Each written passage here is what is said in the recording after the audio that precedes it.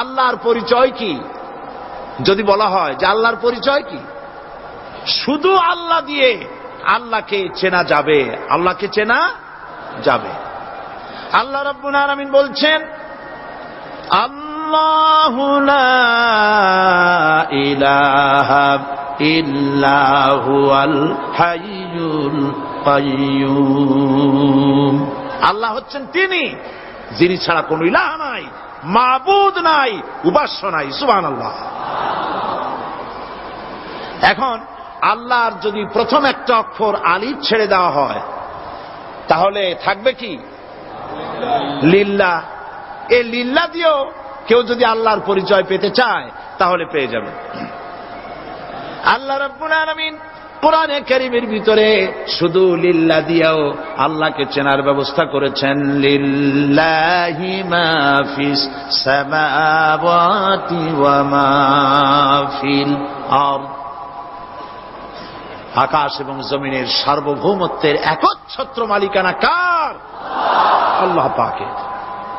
এখন লিল্লাহ থেকে একটা লাম ছেড়ে দেন, কি থাকবে?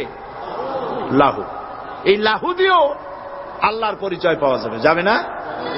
কোরআন বলছে, লাহু মাকালিদুস সামাওয়াতি ওয়াল আরদি ইউবসিতুর রিজকা লিমান ইয়াশা। আকাশ এবং জমিনের রিজকের চাবিকাঠি আল্লাহ পাকের কাছে, যারে খুশি তিনি পর্যাপ্ত রিজেক তিনি দান করেন। সুবহানাল্লাহ। এবার লাহুর লাম ছেড়ে দেন, থাকবে কি? একটা অক্ষর। এই একটি অক্ষর দিয়ে আল্লাহ পাকে চেনা যাবে। ইন্নাহু হুয়াল গফুরুর রহিম। তিনি হচ্ছেন মহা ক্ষমাশীল, দয়াবান। আল্লাহর পরিচয় আল্লাহকে দিয়েই জানা যায়। আল্লাহর পরিচয় হচ্ছে তিনি এই আকাশ সৃষ্টি করেছেন, এই জমিন সৃষ্টি করেছেন, মানব গোষ্ঠীকে সৃষ্টি করেছেন। আকাশের স্রষ্টাকে, জমিনের স্রষ্টাকে, মানুষের স্রষ্টাকে আল্লাহ পাক। দেখুন, আল্লাহ পাক আকাশের স্রষ্টা, জমিনের স্রষ্টা, মানুষের স্রষ্টা। এই কথাকে ভুলিয়ে দেওয়ার জন্যে, এই কথাটিকে ভুলিয়ে দেওয়ার জন্য আল্লাহকে অস্বীকার করছে এক শ্রেণীর লোকেরা। তারা বলছে দেয়ার ইজ নো গড, স্রষ্টা বলতে কেউ নাই, আনসিন ইজ নাথিং। আল্লাহ পাক কোরআনকে বোঝার জন্য, আল্লাহকে চেনার জন্য ব্যবস্থা করেছেন। ওরা বলছে কি আনসিন ইজ নাথিং, যা দেখা যায় না সেটা কিছুই না, সেটা বিশ্বাস করি না। তো আল্লাহর যখন রং নাই, গন্ধ নাই, তাকে বিশ্বাস করি কেমনে? বলেন নাউযুবিল্লাহি মিন যালিক। আরে ভাই, তোমরা তো এমন বহু জিনিস আছে যা না দেখে বিশ্বাস করো। আপনারা কি বাতাস দেখেছেন? বিশ্বাস করেন কিনা? বিশ্বাস করেন কিনা? আপনারা কি ইথার দেখেছেন? বিশ্বাস করেন কিনা? ফুলের গন্ধ দেখেছেন কিন্তু বিশ্বাস করেন কিনা? মাধ্যাকর্ষণ শক্তি, ল অফ গ্রাভিটেশন আপনারা চোখে দেখেছেন? বিশ্বাস করেন কিনা? অনেক জিনিস এমন আছে যা আমরা চোখে দেখি না কিন্তু বিশ্বাস করি। হযরত ইমাম আবু হানিফা রাহমাতুল্লাহ আলাইহির সাথে এক নাস্তিকের বহস হবে। স্থান এবং তারিখ নির্ধারণ করা হলো। ইমাম সাহেব দেরি করে আসলেন। নাস্তিক বলছে, আমি আপনার সঙ্গে কোনো বিতর্কে যেতে চাই না, কারণ আপনি ওয়াদা রক্ষা করতে পারেন নাই, নির্ধারিত সময়ের অন্তত 3 ঘন্টা পরে এসেছেন। তিনি বললেন, আমি কেন দেরি করলাম সেটা তো তুমি জিজ্ঞেস করবে। আচ্ছা বলেন কেন দেরি করেছেন? তিনি বললেন, দেখো, এই জায়গায় আসার পথে একটা নদী বেঁধেছিল, তা কি করে? আমার কাছে পারাপারের কোনো বন্দোবস্ত ছিল না। এক পর্যায়ে হতাশ হয়ে গেলাম, আমার বোধহয় যাওয়াই হবে না। শেষ পর্যন্ত আমি দেখতে পেলাম হঠাৎ করে আমার পাশে একটা ফলের বীজ পড়লো, তা দিয়ে একটা গাছ অঙ্কুরিত হলো। দেখ কিনা তা গাছটা একটা ময়ূর হয়ে পরিণত হয়ে গেল। কই থেকে একটা করাতে সে গাছটা কেটে ফেলে দিল। ফটাফট কতগুলি তক্তা বেরিয়ে আসলো, কোথার থেকে একটা হাতুড়ি আর কতগুলি লোহা এসে ঠাস ঠাস করে বাড়ি লেগে একটা কিস্তি তৈরি হয়ে গেল। কিস্তিটার ধাবায় পড়লো নদীতে, আমি লাফ দিয়ে উঠলাম, তাই দেরি হলো। নাস্তিক বলছে, আপনার সাথে আমি জানছিলাম যে আপনি অত্যন্ত বুদ্ধিমান মানুষ, কিন্তু যে ঘটনা শুনাইলেন আপনার স্ক্রু একটাও টাইট আছে বলে মনে হয় না, আপনার সাথে আর কোনো বহস নয়। তিনি বললেন, কেন?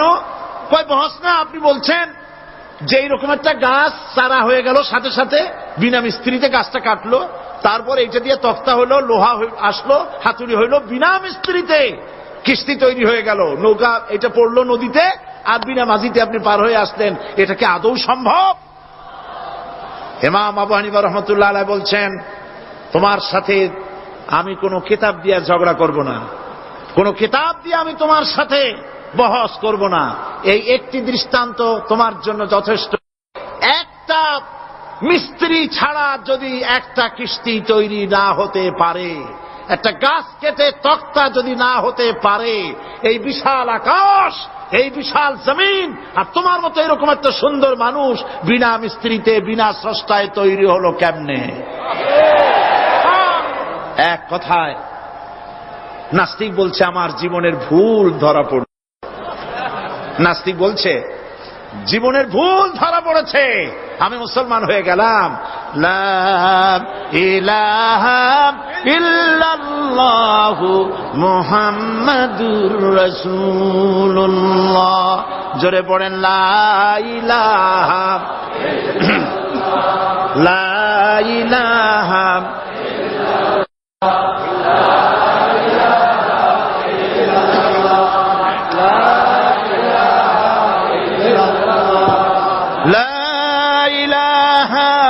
ইল্লাল্লাহু মুহাম্মাদুর রাসূলুল্লাহ।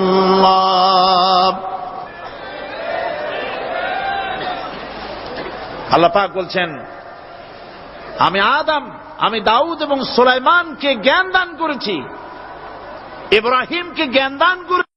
কোরআন শরীফের বহু জায়গায় শুধু জ্ঞানের কথাই বলা হয়েছে। সুবহানাল্লাহ। সুতরাং বুদ্ধিজীবী, এই বুদ্ধিজীবীরা তারা আসল জ্ঞানটা নাই। আসল জ্ঞান কোনটা বলেন? কোনটা? ডক্টর শহীদুল্লাহ মরহুম, আমি অনেকবার বলেছি তার কথা, তাকে জান্নাতুল ফেরদাউস নসিব করুন, বলেন আমিন। ডক্টর শহীদুল্লাহ মরহুম বলতেন তার লোকদেরকে যে তোমরা বিদেশ থেকে অনেক ডিগ্রি নামের আগে আনতে পারো, তোমরা পণ্ডিত, একথা আমি স্বীকার করি, কিন্তু কোরআন শরীফের জ্ঞান যদি না থাকে তাহলে পণ্ডিতের আগে আর একটা শব্দ বসবে, মূর্খ পণ্ডিত। কোরআনের জ্ঞান পাণ্ডিত্যকে পরিপূর্ণ করে দেয়, কারণ ওয়ামা উতীতুম মিনাল ইলমি ইল্লা কালিলা। সুবহানাল্লাহ। আল্লাহ পাক বলছেন, তোমাদেরকে সামান্যতম জ্ঞান দান করেছি। কতটুকুন জ্ঞান? কতটুকুন? সামান্যতম জ্ঞান দান করেছি। সুতরাং আল্লাহ পাক কোরআনের মধ্যে তার নিজের পরিচয় ছোট্ট একটি সূরার মধ্যে ব্যাপক আকারে বলে দিয়েছেন। কি? কুল হুয়াল্লাহু আহাদ। সবাই পড়েন আমার সাথে, কুল হুয়াল্লাহু আহাদ আল্লাহুস সামাদ লাম ইয়ালিদ ওয়া লাম ইউলাদ ওয়ালাম ইয়াকুল লাহু কুফুয়ান আহাদ। আল্লাহ পাক বলেন, আল্লাহ এক এবং একক, তিনি কারো মুখাপেক্ষী নন, তিনি কাউকে জন্ম দেন নাই, তাকেও কেউ জন্ম দেয়নি, আকাশ আর জমিনে আল্লাহর সমকক্ষ কেউ নাই। সুবহানাল্লাহ। তাকে কেউ জন্ম দেয়নি, তিনিও কাউকে জন্ম দেননি। তিনি এক, তিনি ছিলেন, তিনি আছেন, তিনি থাকবেন, তার শুরুও নাই, তার শেষও নাই। সুবহানাল্লাহ। এই আল্লাহ রাব্বুল আলামিন তার পরিচয় আয়াতুল কুরসি সার্বভৌমত্বের পরিচয় দিয়েছে, আল্লাহর পরিচয় দিয়েছে। আল্লাহ তিনি খালিক।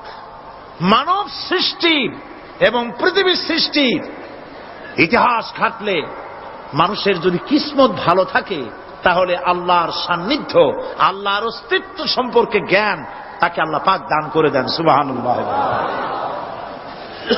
পৃথিবী সৃষ্টির ব্যাপারে বুদ্ধিজীবীরা কি বলছেন দেখুন। পৃথিবী সৃষ্টির ব্যাপারে বিজ্ঞানীরা বলছেন যে এই পৃথিবী এরকম ছিল না তো কি রকম ছিল। এইটা সূর্যের পাশ থেকে একটা উজ্জ্বল শক্তিশালী জ্যোতিষ্ক দারুণ ফোর্স নিয়ে যাচ্ছিল। সেই ফোর্স সহ্য করতে না পেরে সূর্যের একটি দুর্বলতম অংশ সূর্য থেকে ছিটকে মহাশূন্যে পড়ে গেল, আর ঘুরতে ঘুরতে এই পৃথিবীর অস্তিত্ব লাভ করল। বিজ্ঞানের এই কথা যদি বিশ্বাস করতে হয় তাহলে আমাকে বলতে হয় এখন তো মানুষেরা আর পৃথিবীতে ধরছে না, ঠিক কিনা? কথা বলছেন না কেন? মানুষ পৃথিবীতে এখন ধরতেছে। বিভিন্ন দেশ খালি বলতেছে মানুষ কমাও, সন্তান কমাও, বিভিন্ন পদ্ধতি গ্রহণ করো, আর মানুষ বাড়ায়ও না। আল্লাহ পাক বলছেন আল্লাহু লা ইলাহা ইল্লা হুয়াল হাইয়ুল কাইয়্যুম। আল্লাহ হচ্ছেন তিনি যিনি ছাড়া কোনো ইলাহ নাই। লা ইলাহা ইল্লাহু, তিনি ছাড়া কোনো ইলাহ নাই, সার্বভৌমত্বের মালিক কেউ নাই। এই যে লা ইলাহা, কোন ইলাহ নাই, আমরা কালেমার মধ্যে এই কথাটা বলি। আমাদের কালেমায়ে তাইয়্যিবা আমরা কি উচ্চারণ করি? লা ইলাহা ইল্লাল্লাহু মুহাম্মাদুর রাসূলুল্লাহ।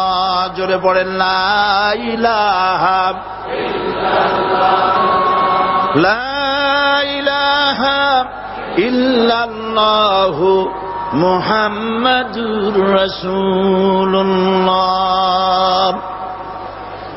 লা ইলাহা, কোন ইলাহ নাই। এই দাওয়াত দিয়েছেন দুনিয়ার সমস্ত পয়গম্বর। এটা কি শুধু রাসূলুল্লাহর দাওয়াত ছিল? সমস্ত নবীদের স্লোগান ছিল একটা। সমস্ত নবীদের স্লোগান ছিল কয়টা? সবাই বলুন, কি সেই স্লোগান? লা ইলাহা ইল্লাল্লাহ। কোরআন শরীফের ভিতরে ইলাহ শব্দ 147 বার এসেছে। লা ইলাহার অর্থ যদি এই হয় কোন উপাস্য নাই আল্লাহ ছাড়া, কোন মাবুদ নাই আল্লাহ ছাড়া, মুহাম্মদ সাল্লাল্লাহু আলাইহি ওয়াসাল্লাম আল্লাহর প্রেরিত রাসূল, তাহলে তো এত ঝঞ্ঝাট হওয়ার কথা ছিল না। আপনারা বলেন, নবীরা যখনই এই দাওয়াত দিয়েছেন লা ইলাহা ইল্লাল্লাহ, তখন সংঘর্ষ হয়েছে কিনা?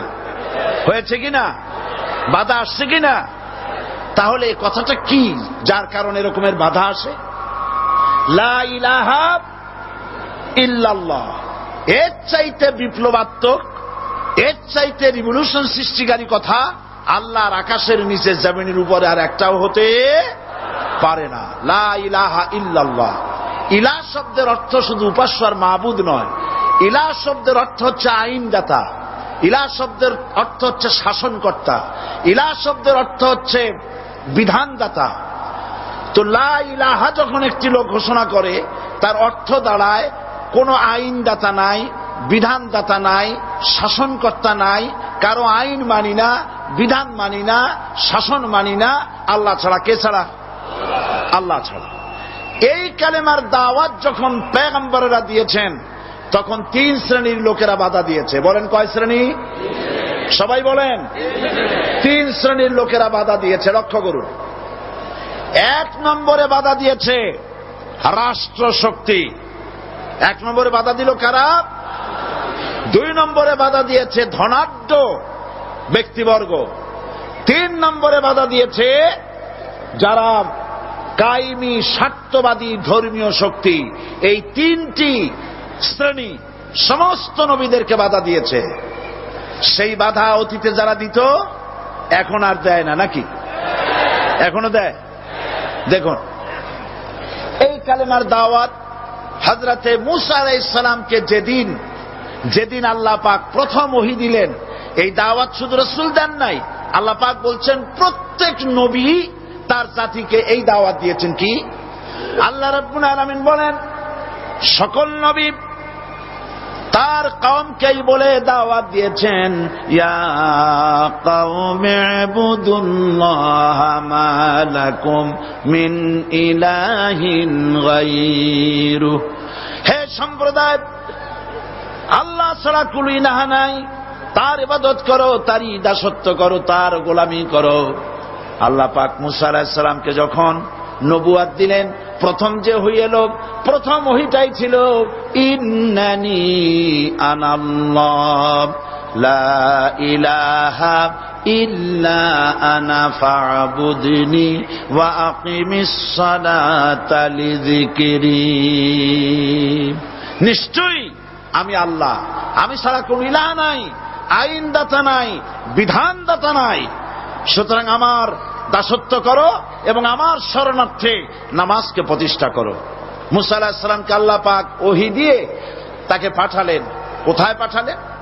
আল্লাহ পাক বলেন, ইযহাব ইলা ফিরআউনা ইন্নাহু তাগা। গোটা কওম নাফরমান, আল্লাহর আইন কেউ মানছে না। গোটা কওমের কাছে না ঠাইয়া আল্লাহ পাক সর্বপ্রথম মুসা আলাইহিস সালামকে দাওয়াত নিয়ে কার কাছে পাঠালেন? ফেরাউনের কাছে। কারণ ফেরাউন হচ্ছে রাষ্ট্রশাসক। ফেরাউন কি? রাষ্ট্রশাসক। হযরতে মুসা আলাইহিস সালাম ফেরাউনের কাছে গেলেন আর দাওয়াত দিলেন, ফেরাউন পড়ে নাও, লা ইলাহা ইল্লাল্লাহ। একটি কথা আপনাদের মনে রাখতে হবে, দুনিয়ার কোন ফেরাউন, কোন নমরুদ, কোন সাদ্দাত, কোন হামান কেউ বলে নাই যে আমি আল্লাহ, আমি রাজ্জাক, আমি খালেক, আমি পৃথিবী সৃষ্টি করেছি। কথা কেউ বলেছে? কেউ বলে নাই। কি বলেছে তারা? ফেরাউন বলেছে, মা আলিমতু লাকুম মিন ইলাহিন গায়রি, আমি তো জানি না আমি ছাড়া আরো কোন ইলাহ আছে, এ কথা আমার জানা নাই, সুতরাং আমি হচ্ছি ইলাহ, আর তুমি বলছো লা ইলাহা। তার মানে হচ্ছে ওই সময় পয়গম্বরেরা, আল্লাহর নবীর সাহাবীরা, তারা জানতেন যে আমরা কিসের দাওয়াত দেই, আর যারা শুনতো তারাও বুঝতো কিসের দাওয়াত শুনতেছি। আজ আমার দেশে একই কালেমার দাওয়াত দেওয়া হয়, কিন্তু মানুষেরা বুঝতে পারে না কি শুনতেছি। ভাষা জানার ব্যাপারে, বোঝার ব্যাপারে হলো আসল বিষয়। এটা বুঝাতে গিয়ে আমি মাঝে মধ্যে একটা দৃষ্টান্ত দেই এভাবে। একজনের একটা রেশনের দোকান ছিল, সেই দোকানে তার একটা ময়না পাখি ছিল। আর ময়না পাখিকে কথা শেখানো যায়, সেটা তো আপনারা জানেন। জি, ময়নাকে শিখায়েছে যে লাইন করুন, এক এক করে আসুন। ময়না এই কথা শিখেছে। সকালবেলায় যখন রেশনের দোকানে ভিড় পড়ে গেছে, তখন ওই পাখি খাঁচার মধ্যে বসে বলছে, লাইন করুন, এক এক করে আসুন। একদিন খাঁচার দরজা খোলা পেয়ে পাখি উড়ে গিয়ে গাছের ডালে বসেছে। আশেপাশে যত পাখি ছিল তারা চিন্তা করলো, এই রকমের পাখি তো কখনো দেখি নাই। ময়না তো দেখতে কাকের মতো না, শালিকের মতো না, দেখতে একটা ভিন্ন রকম। ওরা এসে চতুর্দিক থেকে এই নবান্ত, এই যে নতুন এসেছে, ওরে ঠোকরানো শুরু করেছে চতুর্দিক থেকে। ঠোকরানি খেয়ে ময়না বলতেছে, লাইন করুন, এক এক করে আসুন। এখন ময়না তো বোঝে না যে কি বলতেছি, আর যে পাখিরা ঠোকরাচ্ছে তারাও তো বোঝে না যে কি শুনতেছি। ময়না যদি বুঝতো যে আমি কি বলি, সবাই মিলে ঠোকরায়, তাই জান বাঁচে না। লাইন করে ঠোকরাইলে তো কলজে যাবে, সব ঠোঁটে ঠোঁটে চলে, বুঝে নাই। আমাদের অবস্থা তাই হয়েছে। সুতরাং এই কালেমার দাওয়াত যখন হযরতে মুসা আলাইহিস সালাম দিলেন, ফেরাউন বলল, আমি তো জানি না যে আমি ছাড়া আরো কোন ইলাহ আছে, আইনদাতা তো আমি, তুমি নতুন কোথার থেকে আইনদাতা নিয়ে আসছো? ফেরাউন বলছে, দেখো, আমারে বাদ দিয়া যদি অন্য কাউকে ইলাহ বলে তুমি মানো, আর সেই শিক্ষা যদি জাতিকে দাও, তাহলে আমি তোমাকে ধরে লাআজআলান্নাকা মিনাল মাসজুনিন, আমি তোমাকে কারারুদ্ধ করব, আমি তোমাকে জেলখানায় ঢুকিয়ে দেব। রাষ্ট্রশক্তি প্রথম বাধা দিল কারা? বলেন সবাই। সেই বাধা কি ওখানে শেষ হয়েছে না এখনো আছে? আছে কিনা জোরে বলেন। আমি তোমাকে জেলখানায় ঢুকাবো। হযরতে মুসা আলাইহিস সালাম বলেন, ফেরাউন রে, জেলের ভয় আমি করি না, আমার কি জেলের ভয় দেখায়া লাভ নাই। আমি আল্লাহ পাকের পয়গম্বর হযরতে মূসা আলাইহিস সালাম। ফিরআউনের দলবল আছে, লোক লস্কর আছে, তার অস্ত্রের অভাব নাই। আল্লাহ রাব্বুল আলামিন মূসা আলাইহিস সালামের কাছে একটা অস্ত্র দিয়া দিলেন। দিছিলেন কিনা? আল্লাহ পাক হযরত মূসাকে বলেছেন, ওয়া মা তিলকা বিয়ামিনিকা ইয়া মূসা। মূসা রে, তোমার হাতে ওটা কি? মূসা আলাইহিস সালাম বললেন, এটা লাঠি। আল্লাহ পাক বললেন, ফেলে দাও লাঠি। লাঠি ফালায় দিলেন। কি হয়ে গেল? হিয়া হাইয়াতুন তাসআ। লাঠি হয়ে গেল। এখন লাঠি পড়ে সাপ হয়ে গেল। সাপ দেখে নবী হোক, ওলি হোক, সাহাবী হোক আর আলেম হোক, সাপ দেখলে ভয় করে না মানুষের? মূসা আলাইহিস সালাম ভয় পাইছে। আল্লাহ রাব্বুল আলামিন হযরত মূসাকে শোনায় দিলেন, খুযহা ওয়া লা তাখাফ সানুঈদুহা সিরাতাহাল উলা।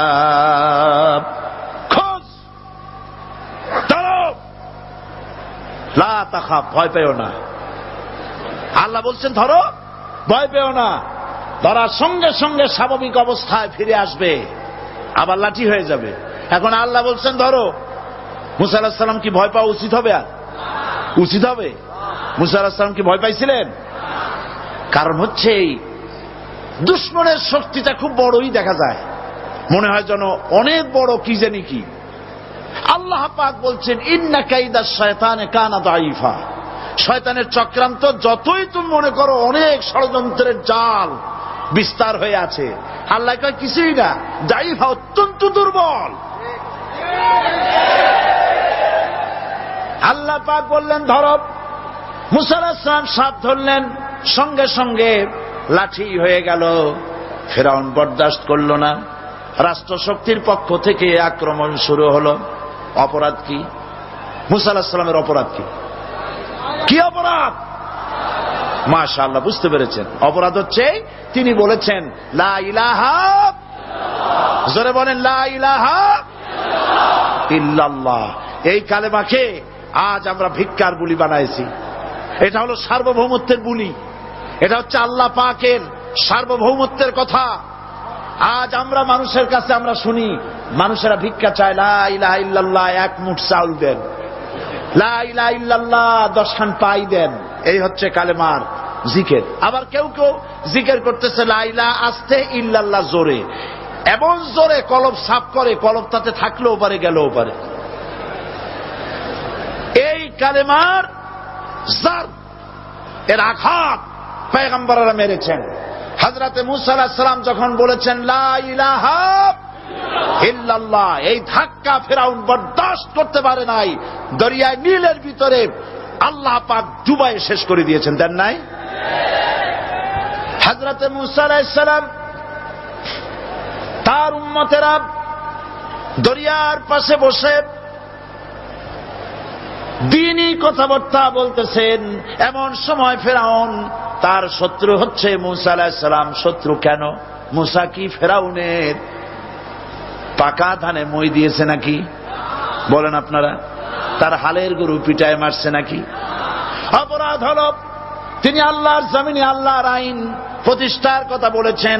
এই শুধুমাত্র এই অপরাধে ফিরআউন তার দলবল নিয়ে 3 দিক থেকে আক্রমণ করেছে। মূসা আলাইহিস সালামের উম্মতেরা ভয় পেয়ে গেছেন। তারা বলছেন ইন্না লামুদরাকুন, আমরা পাকড়াও হয়ে গেছি। 3 দিকে সাড়াশি আক্রমণ, 3 দিকে শত্রু, একদিকে দরিয়া, পালাবার রাস্তা আছে? হযরত মূসা আলাইহিস সালাম ভয় পেয়ে গেলেন, সারেন্ডার করলেন না। হযরত মূসা আলাইহিস সালাম বললেন কাল্লা, কখনো নয়, ভয় পাওয়ার কোনো কারণ নাই।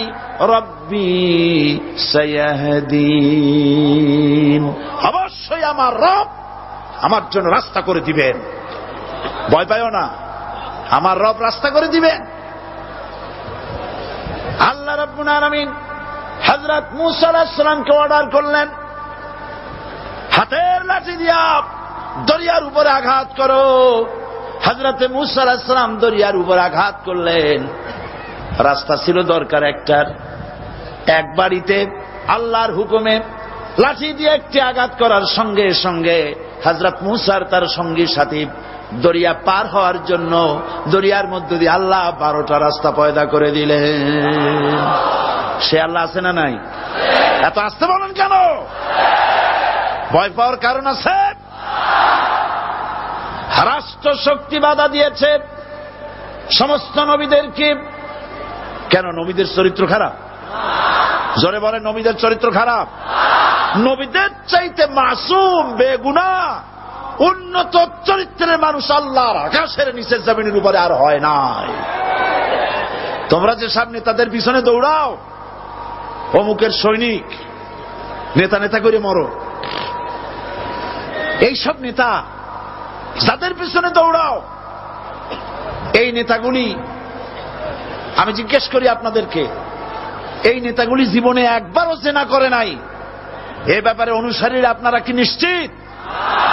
মিথ্যা কথা জীবনেও কয় নাই, প্রতারণা করে নাই, ঠাট্টা করে নাই, বিদ্রুপ করে নাই, মদ খায় নাই, মানুষ হত্যা করে নাই। কিসের নেতা? নেতা হচ্ছেন সেই ব্যক্তি যিনি বলেছেন, ও আমার স্ত্রীরা, ও আমার সাহাবীরা, রাতের আধারে আমার মধ্যে যা আচরণ দেখতে পাও, দিনের আলোতে আমার মধ্যে যা দেখতে পাও, সবগুলি খুলে খুলে মানুষের কাছে বলে দাও। তার নাম বিশ্বনবী মুহাম্মদ রাসূলুল্লাহ সাল্লাল্লাহু আলাইহি ওয়াসাল্লাম।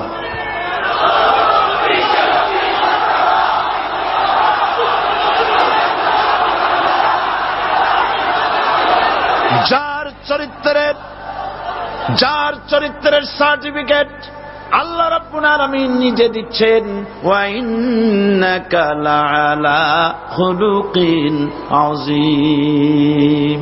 নবী হে, উন্নত চরিত্রের উপরে আপনি প্রতিষ্ঠিত। সুবহানাল্লাহ।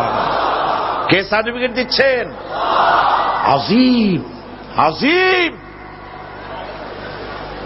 আরবিতে চওড়াকে বলা হয় আরিদ, গভীরতাকে বলা হয় আমিক। কত প্রশস্ত, যা মাপার কোনো ফিতা নাই, কত গভীর, যা মাপার কোনো যন্ত্র নাই, এইটাকে আরবিতে বলা হয় আজিম। সুবহানাল্লাহ বলতে ইচ্ছে করে না? ও নবী, তোমার চরিত্র এমন যা মাপার মতো যন্ত্র পৃথিবীতে নাই। লা ইলাহা ইল্লাল্লাহ। পড়েন সবাই, লা ইলাহা ইল্লাল্লাহ।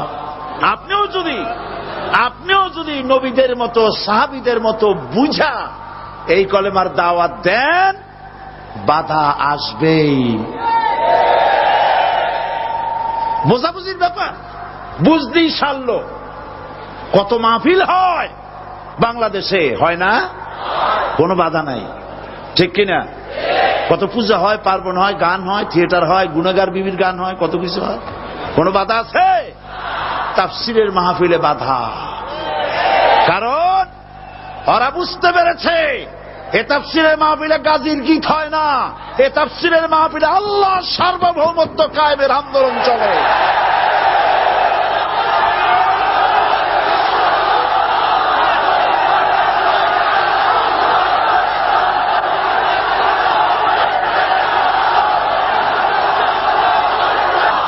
বিশ্বকবি আল্লামা ইকবাল কি সুন্দর করে বলেছেন, আজ ভি হো জু ইব্রাহিম কা ইমা पैदा आग कर सकती है एक अंदाजे गुलिस्तां पैदा। ইব্রাহিমের ঈমান যদি আজও কোথাও হয় বিদ্যমান, করতে পারেন অগ্নিকুণ্ডে খুবসুরত এক গুলিস্তান। এখনো যদি ইব্রাহিমের সন্তানদেরকে আগুনের মধ্যে ফেলে দেওয়া হয়, আর ইব্রাহিম ঈমান যদি থাকে, আগুনকে ফুলের বাগান বানাবার ক্ষমতা আল্লাহর আছে।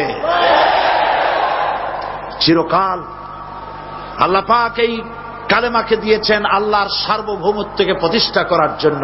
আয়াতুল কুরসি শুধু পড়ে বুকে ফু দেওয়ার জন্য নয়। পড়েন আমার সাথে, আল্লাহু লা ইলাহা ইল্লা হুয়াল হাইয়ুল কাইয়্যুম। দুনিয়ার সমস্ত পয়গম্বর অত্যাচারিত হলেন, শুধু তাই নয়, বিশ্ব নবী আখেরি জামানার পয়গম্বর নবী মুহাম্মদ রাসূলুল্লাহ সাল্লাল্লাহু আলাইহি ওয়াসাল্লাম জাতির কাছে আসলেন। তিনি এসে বললেন, ইয়া আইয়ুহান নাস কুলু লা ইলাহা ইল্লাল্লাহ। প্রথম দাওয়াত শুনছেন কথা? রাসূলুল্লাহ বলছেন, ও জাতি, আমার রাসূল তো মক্কার রাসূল না শুধু, মদিনার রাসূল না শুধু, আরবি ভাষাভাষীদের রাসূল না শুধু, আমার নবী কি নবী? চিল্লায় বলেন।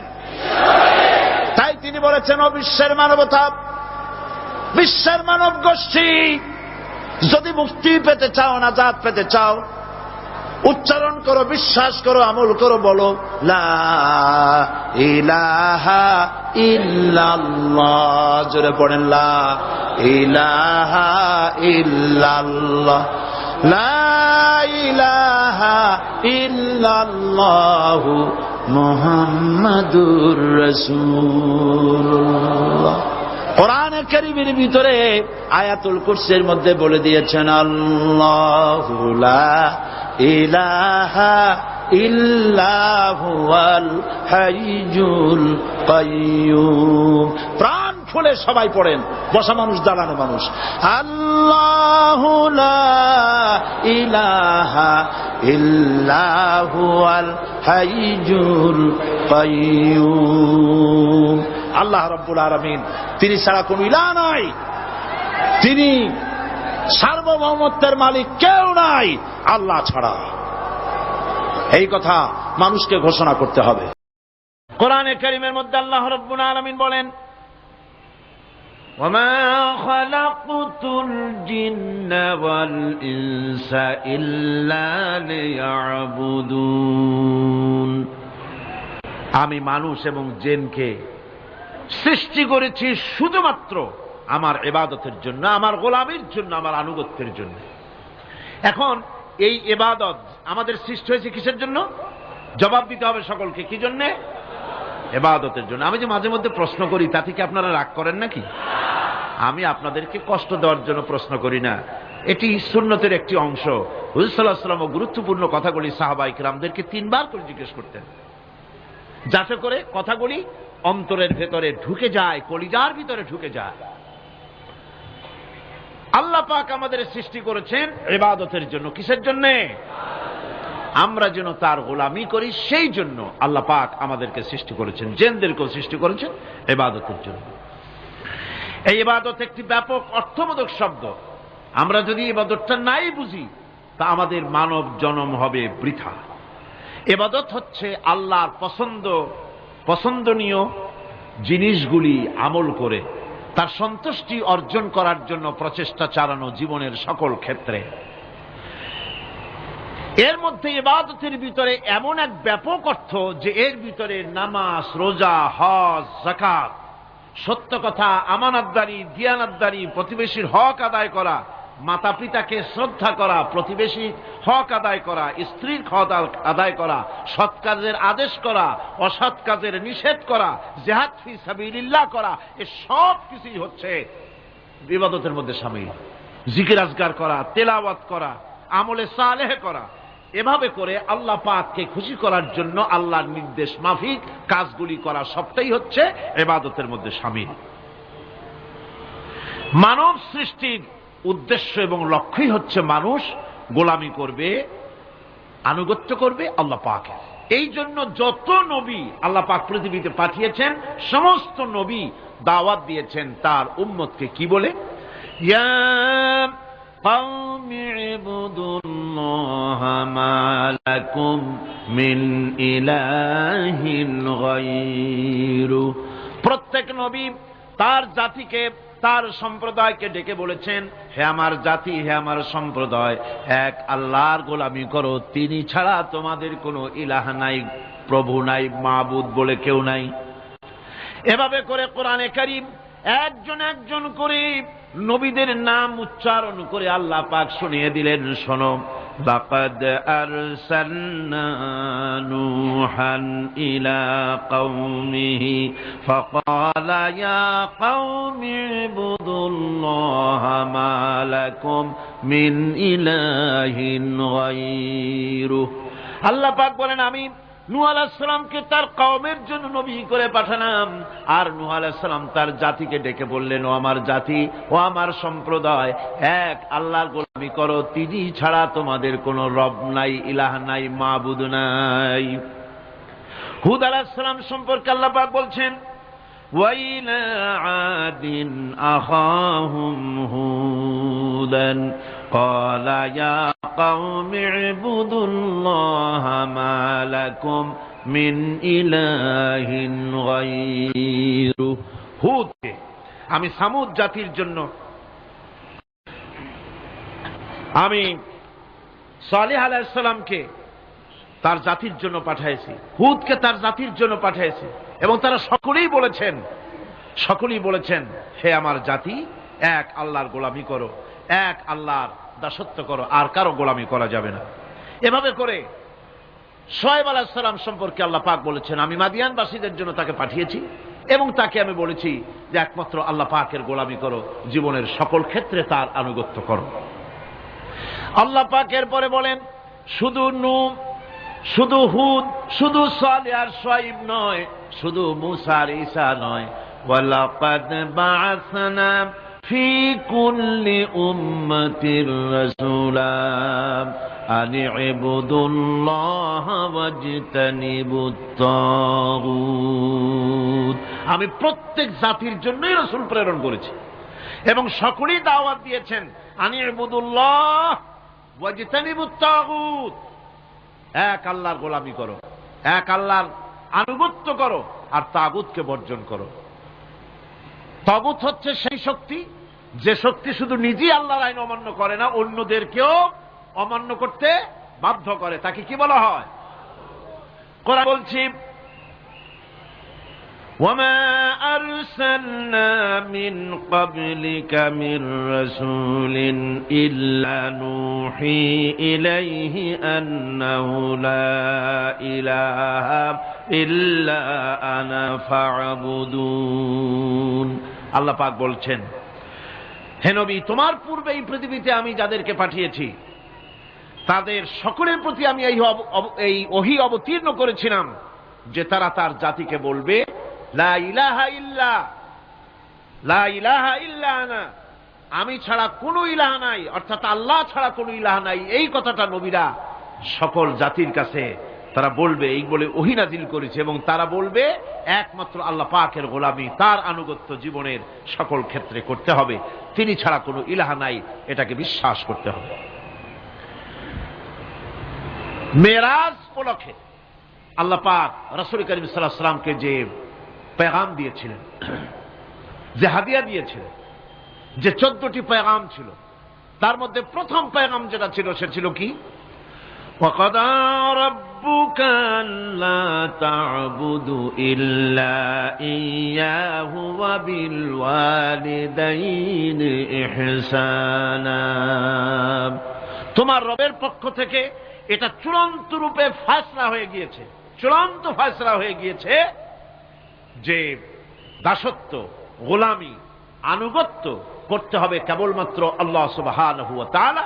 আল্লাহ পাকের গোলামি ছাড়া কারো গোলামি করা যাবে না। এখন এই গোলামিটা কি জিনিস, আসুন আমরা ব্যাখ্যা করে আলোচনা করে বুঝতে চেষ্টা করি গোলামিটা কি। এটি হচ্ছে, এটা মানুষের একটা স্বভাবজাত প্রবৃত্তি। মানুষের সামনে মানুষ কারো না কারো আনুগত্য করতে চায়, এটা তার রুহের মধ্যে, তার রক্তের মধ্যে, তার দেহের মধ্যে এটা মিশ্রিত রয়েছে। যেমন মানুষ ক্ষুধা লাগলে ক্ষুধা নিবৃত্ত করার জন্য আহারের আশ্রয় গ্রহণ করে, ঠান্ডা লাগলে শীত বস্ত্রের আশ্রয় নেয়, ক্ষুধা লাগলে খাদ্যের আশ্রয় নেয়, গরম লাগলে বৃষ্টি হলে ঘরের মধ্যে আশ্রয় নেয়, মনের ভাষা ব্যক্ত করার জন্যে, মনের কথা ভাবের আদান প্রদান করার জন্য ভাষার আশ্রয় গ্রহণ করে। ঠিক এগুলি যেমন তার সহজাত প্রবৃত্তি, ঠিক অনুরূপভাবে উপাসনার প্রেরণা তার মধ্যে স্বাভাবিকভাবেই উপাসনার প্রেরণা তার মধ্যে ঢুকিয়ে দেওয়া রয়েছে। কারো না কারো সামনে তার মাথা নত করা এটি একটি স্বাভাবিক প্রেরণা। ইবাদতের ধারণা প্রকৃতপক্ষে এটি একটি ব্যাপক ধারণা। এর প্রথমে এটাকে দুই ভাগে ভাগ করা যায়, একটা হচ্ছে বন্দিগি এবং আনুগত্য, আর একটা হচ্ছে পূজা বা অর্চনা। বন্দিগি এবং আনুগত্যের ব্যাপারটা হচ্ছে যে উচ্চতর কোন একটি সত্তার সামনে মাথা নত করে দেওয়া, যেটাকে আরবিতে বলা হয় ইজহারে তাদাল্লুল, নিজেকে ছোট করা, নিজেকে ছোট করা। এই নিজেকে ছোট করাটা এটা কিন্তু আল্লাহ পাক ছাড়া কারো সামনে মাথা নত করা, কথা বুঝেন না নাকি? আল্লাহ ছাড়া কারো সামনে মাথা নত করা যাবে না। সুতরাং আজ ইজহারে তাদাল্লুল, ইজহারে তাদাল্লুল, মানুষ নিজেকে ছোট করবে কেবলমাত্র আল্লাহর কাছে। কার কাছে? আল্লাহ ছাড়া কারো সামনে মানুষ মাথা নত করতে পারবে না। এমনকি আমার দেশের কোর্টগুলিতে জজ সাহেবদেরকে বলা হয় মিলর্ড, আমার প্রভু। ব্রিটিশের শেখানো কথা, কোন মুসলমান উকিলের এমন কথা বলা উচিত নয়, জায়েজ নয়, হারাম। এ ধরনের কাস্টমস, এ ধরনের ট্র্যাডিশন উৎখাত করা উচিত। মাননীয় স্পিকার, মাননীয় জজ সাহেব, সম্মানিত জজ সাহেব এভাবে বলতে পারে, কিন্তু আমার প্রভু, প্রভু তো মুসলমানের একজন। প্রভু কয়জন? তার নাম কি? এই 60 জনে কইলেন আল্লাহ। আল্লাহর নাম নিতে দুঃখ লাগে, ভয় করে, লজ্জা করে, চিল্লা এখন প্রভু কে? আল্লাহ সুবহানাহু ওয়া তাআলা। সুতরাং তার সামনে মাথা নত করতে হবে। এখন বন্দিগি বা আনুগত্য, আমি এই জিনিসটা একটা দৃষ্টান্তের মাঝে আপনাদের সামনে পেশ করতে চাই। খুবই গুরুত্বপূর্ণ বিষয়, আপনারা শুনলে আশা করি আল্লাহ পাক আমাদেরকে ফায়দা দান করবেন। আমি দোয়া চাই এই গুরুত্বপূর্ণ বিষয়টি যেন গুছিয়ে আপনাদের সামনে পেশ করতে পারি, আল্লাহ পাক যেন তৌফিক দান করেন। এই আনুগত্যটার একটা দৃষ্টান্ত এভাবে দেওয়া যায়, যেমন চাকর মনিবের আনুগত্য করে। চাকর কার আনুগত্য করে? মনিবের। মনিব যা বলে চাকর সেগুলিকে মান্য করে। এটাকে আরেকটু বড় করে যদি দেখতে চান তাহলে এভাবে বলা যায়, জনগণ, একটা দেশের জনগণ সরকারের আনুগত্য করে। সরকার যা বলে সরকারের আনুগত্য করে। মানুষ তার নিজের অজান্তেও কোর্টে, কাছারিতে, আদালতে, রাস্তায়, নৌকায়, স্টিমারে, প্লেনে, শিক্ষাঙ্গনে, সর্বত্র একটি দেশের জনগণ একটা সরকারের আইন নিজের অজান্তেই মেশিনের মতো পালন করে চলে, ঠিক কিনা? এই দৃষ্টিতে যে পরিমাণ লোক কোন সরকারের কর্তৃত্ব সীমায় বাস করে এবং তারা আইনের অনুবর্তন করে, তাদের সম্পর্কে আমরা বলতে পারি জনগণ অমুক সরকারের আনুগত্য করছে। আর এটাকে যদি আরবিতে বলেন তাহলে বলা যায় এভাবে, জনগণ অমুক সরকারের ইবাদত করছে, আনুগত্য করছে, দাসত্ব করছে, গোলামি করছে। এবার এই ধারণাটিকে আরো একটু প্রশস্ত করে দিন, তাহলে আপনি দেখতে পাবেন, প্রথমে বললাম মনিবার চাকর, তারপর বললাম জনগণ আর সরকার। এবার এই দৃষ্টিকে আরো প্রশস্ত করে দিয়ে বিশ্বের দিকে তাকান, মহা শূন্যের দিকে তাকান। গাছপালা, তরু লতা, কীট পতঙ্গ সব যেন কারো আইন মেনে চলছেই তো মনে হয়, নাকি কন? এবার শুনুন আল্লাহ পাক কি বলছে। আল্লাহ রাব্বুল আলামিন বলেন, আফাগায়রা দীনিল্লাহি ইয়াবগুন ওয়ালাহু আসলামা মান ফিস সামাওয়াতি ওয়াল আরদি তাওআন ওয়া কারহা। আফাগায়রা দীনিল্লাহি ইয়াবগুন, তোমরা কি আমার দেওয়া জীবন ব্যবস্থাকে ছেড়ে দিয়ে অন্যের তৈরি করা কোন ব্যবস্থা তালাশ করো? ওয়ালাহু আসলামা মান ফিস সামাওয়াতি ওয়াল আরদ, অথচ আকাশে যা আছে, জমিনে যা আছে, সব কিছু আনুগত্যের মস্তক আমার সামনে মাথা নত করে দিয়েছে। সুবহানাল্লাহ বিহামদিহি, ঠিক কিনা? একটি ধূলি কণা থেকে শুরু করে নক্ষত্র লোক অবধি যা কিছু আমরা দেখতে পাই, যা দেখি না, সব হুকুম মানে কার?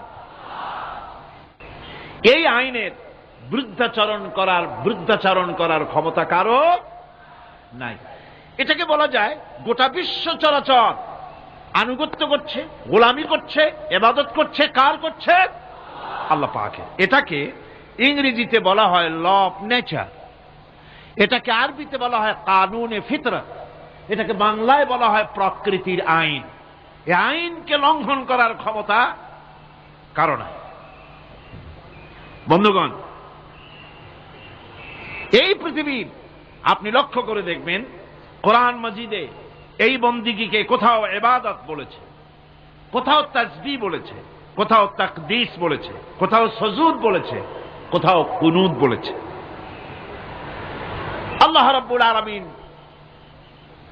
এই ইবাদতকে, আল্লাহ পাকের এই আনুগত্যকে বিভিন্ন শব্দে ব্যবহার করেছেন। যেমন وَلَهُ مَنْ فِي السَّمَاوَاتِ وَالْأَرْضِ وَمَنْ عِنْدَهُ لَا يَسْتَكْبِرُونَ عَنْ عِبَادَتِهِ وَلَا يَسْتَحْسِرُونَ। আসমান এবং জমিনে যা কিছু আছে সব আল্লাহ পাকের, আর যে সব ফেরেশতারা তার নিকটে আছে তারা সবাই আল্লাহ পাকের বন্দেগী করছে। আল্লাহ পাকের বন্দেগী করার ভিতরে কেউ ত্রুটি করছে না। ইউসাব্বিহুনাল লাইলা ওয়ান নাহারা লা ইয়াফতুরুন। তারা রাত দিন তার প্রশংসা কীর্তনে মাথা নত করে দিয়ে কোন রকমের বিশ্রাম ছাড়া, শৈথিল্য ছাড়া সব আল্লাহ পাকের জিকির করছে, তাসবিহ করছে, আনুগত্য করছে। আকাশের সমস্ত ফেরেশতারা, কত ফেরেশতা তার তো কোনো ঠিক ঠিকানা নাই। কত লক্ষ লক্ষ ফেরেশতা আছে শুধু রুকুর হালতে আছে, কেউ তো সেজদার হালতে আছে, কেউ তো কিয়ামের হালতে আছে।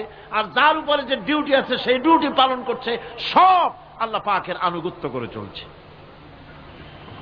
এভাবে করে আল্লাহ পাক বলছেন যে আমার আনুগত্য এবং আমার তাসবিহ, আমার গুণকীর্তন করার জন্য সবাই এর মধ্যে ব্যস্ত আছে। ইউসাব্বিহু লিল্লাহি মা ফিস সামাওয়াতি ওয়া মা ফিল আরদ আল মালিকিল কুদ্দুসিল আজিজিল হাকীম।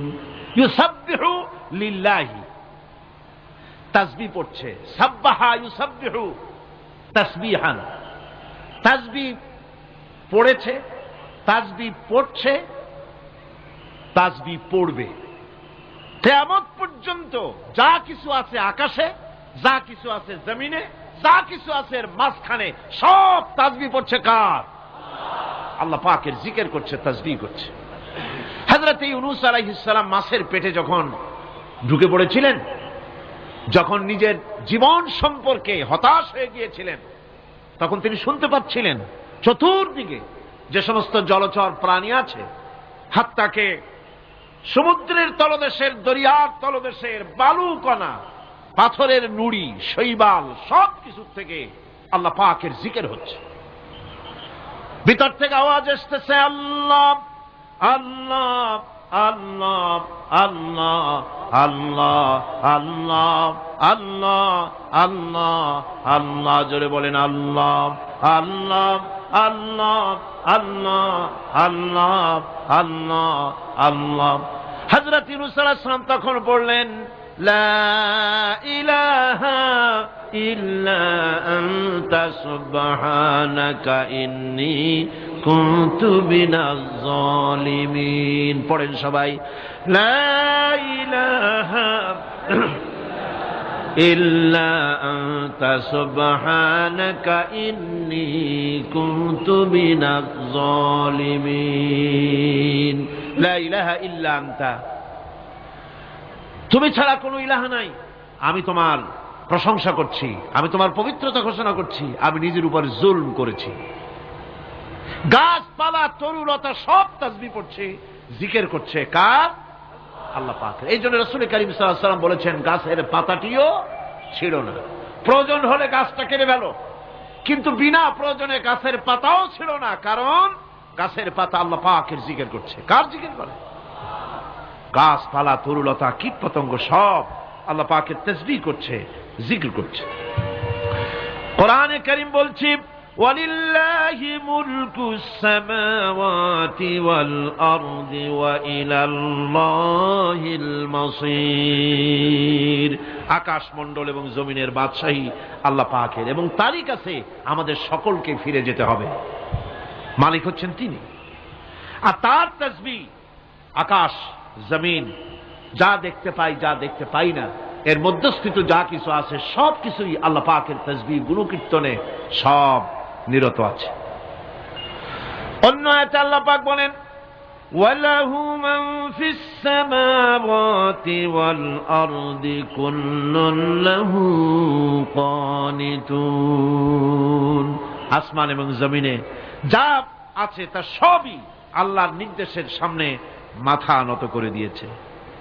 শুধু তাই নয়, আশ-শামসু ওয়াল কমারু বিহুসবানিন ওয়ান নাজমু ওয়াশ-শাজারু ইয়াসজুদান।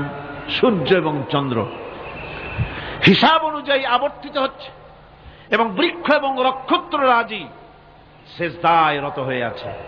সব আল্লাহ পাকের সামনে মাথা নত করে দিয়েছে। এই ইবাদত, তাসবিহ, আজ্ঞা অনুবর্তিতা, নিয়মানুবর্তিতা, সচেতনতা, সকল কিছু সকলেই মিলে আল্লাহ পাকের একটি ধূলিকণা থেকে শুরু করে পাহাড় পর্বত পর্যন্ত সব আল্লাহর নিয়ম কানুন মেনেই চলছে। আপনি দেখতে পাচ্ছেন সমুদ্রে যে জোয়ার এবং ভাটা হয় কার নির্দেশে হয়?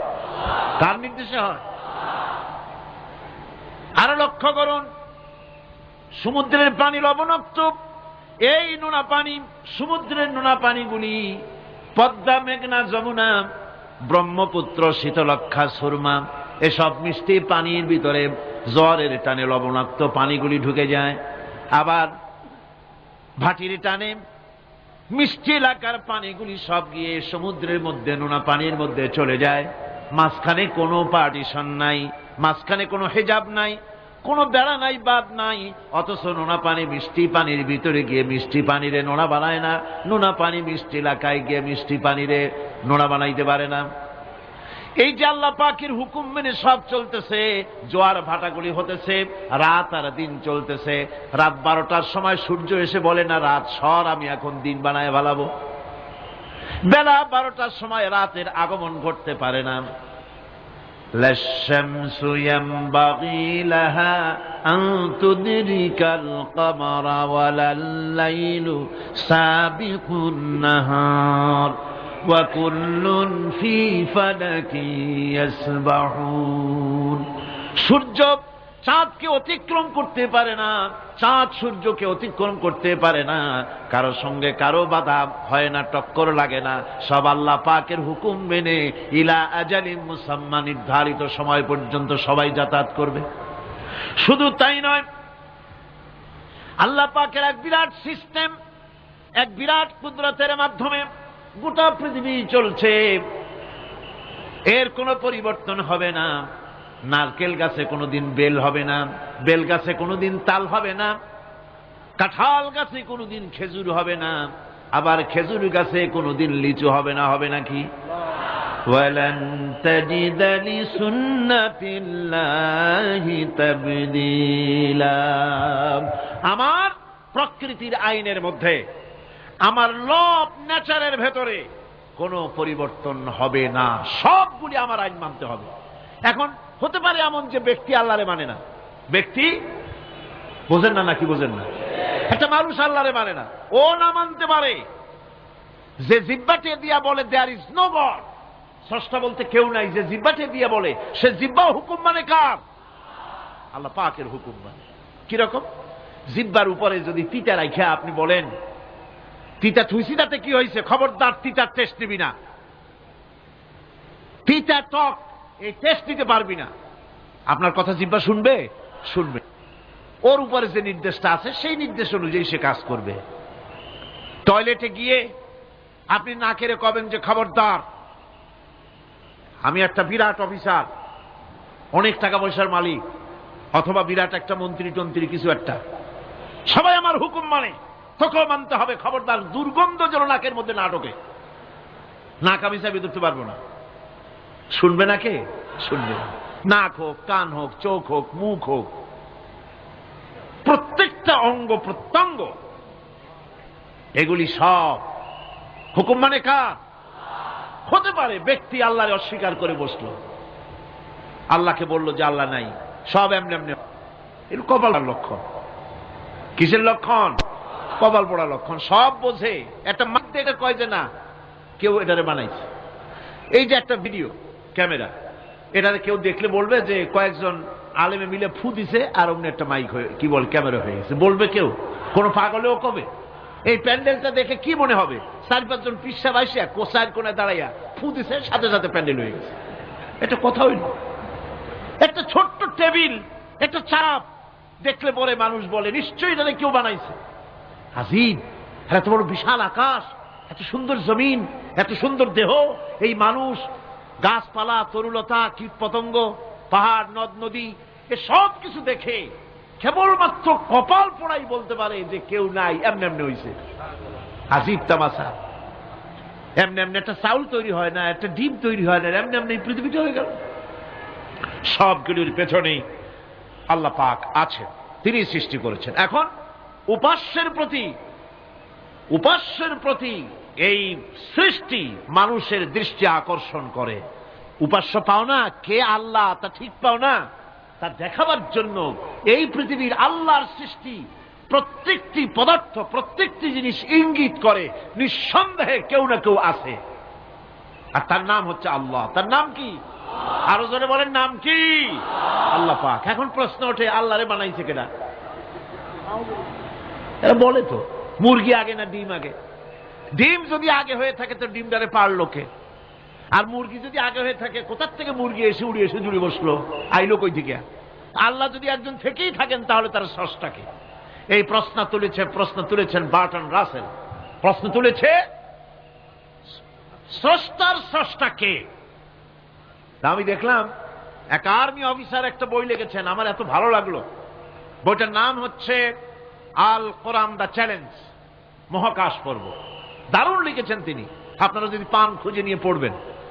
সে বইয়ের শেষ ভাগে গিয়ে তিনি এটার জবাব দিয়েছেন, স্রষ্টার স্রষ্টাকে তাই তুমি তালাশ করো, কানা চায় মানে কুজো চায় চিতই শুইতে। একটা লবণ কণার দৃষ্টান্ত তিনি দিয়েছেন। একটা লবণ কণা, একটি লবণ কণার ভিতরে যতগুলি মলিকুল থাকে, একটা লবণ কণার ভিতরে যতগুলি ক্যালাস থাকে, একটা লবণ কণার ভিতরে যতগুলি উপকরণ আর উপাদান থাকে, অর্থাৎ একটা লবণ কণা যত উপকরণ যত উপাদান ধারণ করে, তার ধারণ ক্ষমতা যতখানি, এতখানিক জিনিস ধারণ করতে 1000 বার্টন রাসেলের মগজের দরকার। একটা লবণ কণা, সেইটার চিন্তা করাই কঠিন। আর এত বড় মহাবিশ্ব যিনি সৃষ্টি করেছেন তার স্রষ্টাকে তালাশ করতে চাও, এটা কি স্বাভাবিক কথা? এটা পাগলের প্রশ্ন হতে পারে, এটা পাগলের প্রশ্ন হতে পারে। গ্যাগারিন টিটপ আর প্রথম মহাশূন্যচারী ছিল। গ্যাগারিন বেটা মহাশূন্য ঘুরি টুরি আসা কয় কি, কয় যে মুসলমানেরা যারে কয় আল্লাহ, হিন্দুরা যারে কয় ভগবান, খ্রিস্টানরা যারে কয় গড, মহাশূন্য এত ঘুরলাম, আল্লাহরেও দেখলাম না, ভগবানেরও দেখলাম। আজীব তামাশা। তুমি তো তোমার শরীরটাই দেখো না, তোমার শরীরটাই তো তুমি দেখতে পাও না। তোমার মাথার তালুটা কেমন তা কি দেখছো কখনো? আয়না নিচের দিকে দিয়ে ঠ্যাং উপরের দিকে দিয়ে তাকাইলে যদি দেখো মাথার তালু কেমন। নিজের ঘাট দেখো না, পিঠ দেখো না, নিজের হিপ দেখতে পারো না। আয়না টায়না সাইড বাসখান না নিয়ে দেখার উপায় নাই কোন জায়গায় কি আছে শরীরে। নিজের শরীরটাই দেখো না, কত বড় সাহস! এই শরীরের স্রষ্টাকে দেখতে চাও? লা তুদরিকুহুল আবসার। কোন দৃষ্টি শক্তি তাকে মুহাইয়া করতে পারবে না। তার দৃষ্টি সকলকে আয়ত্ত করবে, কিন্তু পৃথিবীর কোন দৃষ্টি শক্তি তাকে আয়ত্তের ভিতরে নিতে পারবে না। মুসা আলাইহিস সালামের মতো পয়গম্বর, তিনি বলেছিলেন রব্বি আরিনি, রব্বি আরিনি, আল্লাহ আমি তোমার দেখতে চাই। আল্লাহ পাক বলেছেন লান তারানি, কখনোই দেখতে পারবা না। সুবহানাল্লাহ বিহামদিহি। সুতরাং এই পৃথিবীর সবকিছু ইঙ্গিত করে যে একজন আছেন। এই ফুলের সৌন্দর্য যিনি দিলেন, ফুল দেখা যায়, সৌন্দর্য দেখা যায়, কিন্তু গন্ধ দেখা যায় না। এই পানির মিষ্টতা, মিষ্টি পানি, ফুলের গন্ধ, জোনাকি পোকার আলো, এই যে সুন্দর সুন্দর জিনিস দিয়ে আল্লাহ পাক এই বিশ্বকে সজ্জিত করেছেন, এ সব কিছুই ইঙ্গিত করে নিঃসন্দেহে একজন আছেন, আর যিনি আছেন তার নাম হচ্ছে কি? আল্লাহ। জোরে বলেন, তিনি কে? আল্লাহ। এখন এই স্রষ্টাকে চিনতে মানুষের বড্ড হয়রানি স্রষ্টাকে চেনার জন্য। এই স্রষ্টাকে খোঁজার জন্য, চেনার জন্য মানুষ শক্তি পূজা আরম্ভ করলো। ওই যে আমি আগে বলেছি, মানুষের মধ্যে একটা স্বাভাবিক প্রেরণা এই কারো না কারো সামনে মাথা নত করে দেবে। সেজন্য মানুষ, কেউ তো আগুনকে পূজা করল, আগুনের ভিতরে শক্তি আছে বলে আগুনের সামনে মাথা নত করে দিল, পাহাড়ের সামনে মাথা নত করে দিল, মূর্তি বানাইয়া মূর্তির সামনে মাথা নত করল, কাঠের মূর্তি, মাটির মূর্তি বানাইয়া তার সামনে মাথা নত করে দিল। এগুলির সামনে যদি তুমি মাথা নত করলে, এগুলি কি মাছির মতো একটা ছোট্ট প্রাণীও বানাতে পারবে? এ চ্যালেঞ্জ কার? আল্লাহ পাকের। কোরআন শরীফে আল্লাহ পাক বলেছেন, নবী ওদের বলেন, ওরা কি মাছির মতো ছোট্ট একটা প্রাণী বানাতে পারবে? পারবে না। এমনকি ওদের সামনে যে খাদ্যগুলি রাখা হয়, মূর্তি টুর্তি বানায়া সামনে যে খাদ্য রাখা হয়, এই খাদ্যের উপরে যদি মাছি পড়ে, খাবারগুলি উড়াই নিয়ে যায়, অথবা ওদের নাকের উপর এসে যদি মাছি এসে পড়ে, এই মাছিটাকে এতগুলো হাত সাথে একটা টোকা দিয়ে একটা মাছিকে উড়াই দিতে পারবে না। পারবে না। সুতরাং বুঝতে হবে, একথা বুঝতে হবে, স্রষ্টাকে তালাশ করতে গিয়ে মানুষেরা আগুনের পূজা করলো, পাথরের পূজা করলো, গাছের পূজা করলো, মাছের পূজা করলো, সাপের পূজা করলো, বাঘের পূজা করলো, শেষ পর্যন্ত সেক্সুয়াল অর্গান, এটার বাংলা করলাম না, এটারও পূজা করলো। এটাকে একটা শক্তির প্রতীক মনে করে এটার সামনেও মাথা নত করলো। বন্ধুগণ, মাটির পূজা করলো, জমিনকে নিজের মা মনে করে এটার পূজা করলো। অথচ আল্লাহ পাক পরিষ্কার করে বলে দিয়েছেন, লা ইলাহা ইল্লা আনা ফা'বুদুন, আমি ছাড়া কোনো ইলাহ নাই, আল্লাহ ছাড়া কোনো ইলাহ নাই।